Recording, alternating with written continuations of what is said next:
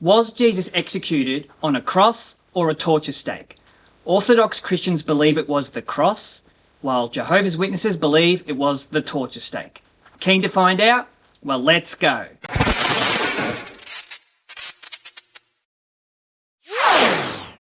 Well, the best place to start in our quest is to study the word translated as cross in our English Bibles. So the word we are placing under the microscope is 𝗓𝗏ros, which in basic terms refers to a post or a pole. More thoroughly defined, it is primarily an upright stake, especially a pointed one, used as such in fences or palisades. And a palisade is a defensive wall. It could also refer in ancient Greek as an instrument for impaling someone. So there's the capital punishment link. Interestingly, when I was doing research for this video, the NASB 2020 version has a footnote where they claim that the 𝗓𝗏ros is the crossbeam of the cross. That's definitely an intriguing take on it, but I can't subscribe to that theory because the root word of 𝗓𝗏ros is histemi. And this Greek word means to stand up straight, to make something stand, or to set in place. So the pole, post or stake has to be erected vertically, brought into an upright position, and then set in place. Just like you would see with fence posts or stumps in a game of cricket. And just think about what Jesus said in the Gospel of John. In chapter 3 he said, the Son of Man must be lifted up. And then in another place in chapter 12 he says, if I be lifted up from the earth, I will draw all men unto myself. So most of us have probably seen the Passion of the Christ movie, where Jesus was nailed to the cross lying down, and then he was lifted up, already attached to it, as it was set into its upright position. So the emphasis on the Greek word here is on being raised up. And Jesus told us it would be above the earth, or above ground level. He would be off the ground, attached to something, and then set in place. Therefore, I would conclude that the object in view here is a vertical pole rather than a horizontal crossbeam. And then you have the passages where it refers to Jesus being hung on a tree. So we all know the most famous one, Galatians 3:13. Cursed is everyone who is hung on a tree. Then in Acts 5:30, Peter tells the entire Sanhedrin that they put Jesus to death by hanging him on a tree. In Acts 13:29, Paul says they took him down from the tree. The Greek word here is 𝐥𝐿on, and its literal definition is simply that which is made of wood.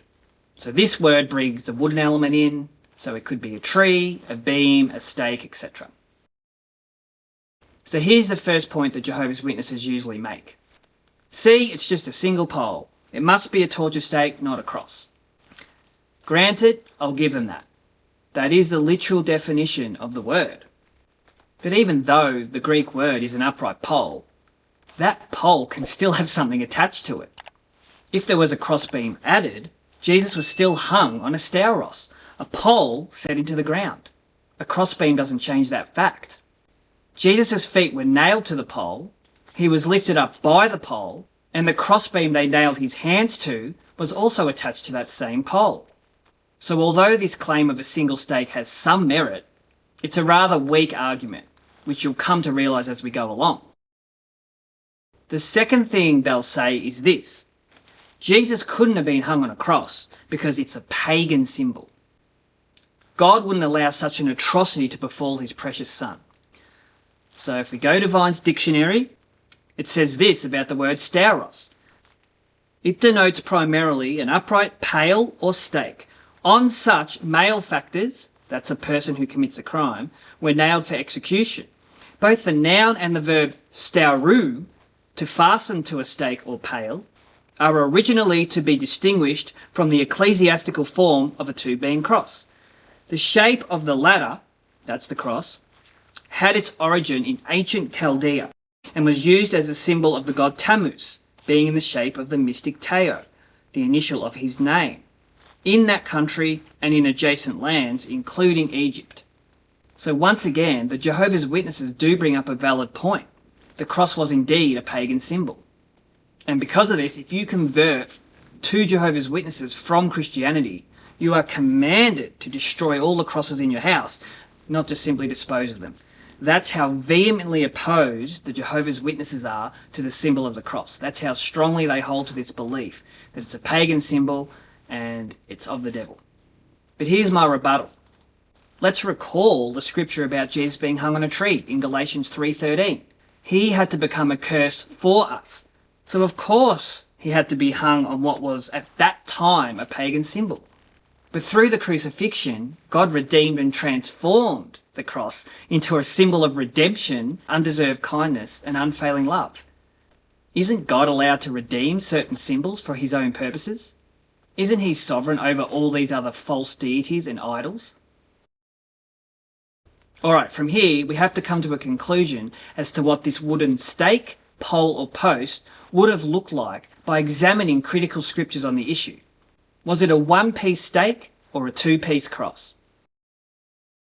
First, let's recall a conversation the disciples had with Thomas after Jesus' resurrection in John chapter 20 verse 25. It says this, "So the other disciples were saying to Thomas, 'We have seen the Lord.' But he said to them, 'Unless I see in his hands the imprint of the nails, and put my finger into the place of the nails, and put my hand into his side, I will not believe.'" Both of the mentions of the Greek word halos for nails here are in the genitive plural, so there was clearly more than one nail inserted into Jesus' hands. If you are being hung on a torture stake, however, your hands are joined together and it only requires a solitary nail inserted through both hands, as the Jehovah's Witnesses illustrations clearly depict. Second, we must venture across to the description of Peter's death predicted by Jesus beside the Sea of Galilee. Notice what Jesus tells Peter here. "I tell you the truth. When you were younger, you dressed yourself and went where you wanted. But when you are old, you will stretch out your hands, and someone else will dress you and lead you where you do not want to go." Jesus said this to indicate the kind of death by which Peter would glorify God. That's John 21, verses 18 and 19. So here we see that Jesus is prophesying Peter's death by crucifixion, the same method by which he was killed before rising again. Jesus describes crucifixion as having your hands stretched out, not up, because that's what happened to anyone who was crucified by the Romans in the first century. Therefore, we have a second piece of evidence indicating a cross rather than a stake. To confirm via a third witness, we can go to the crucifixion of Jesus himself as described in the Gospel of Matthew. In verse 37 of chapter 27, Matthew gives us this vital information. "Above his head they placed the written charge against him. 'This is Jesus, the King of the Jews.'" The sign that Pilate had placed on the top of the pole was above Jesus' head.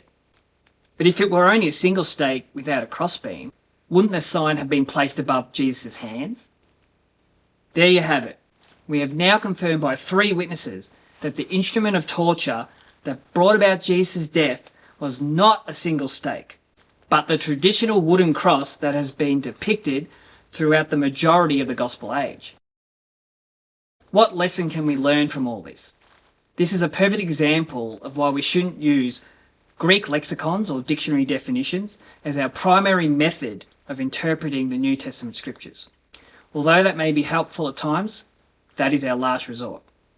Instead, we should always focus our attention first and foremost on how that word is being used within the immediate context where it is mentioned, so let it be defined by the other Greek words around it, and also by filtering it through the whole counsel of Scripture.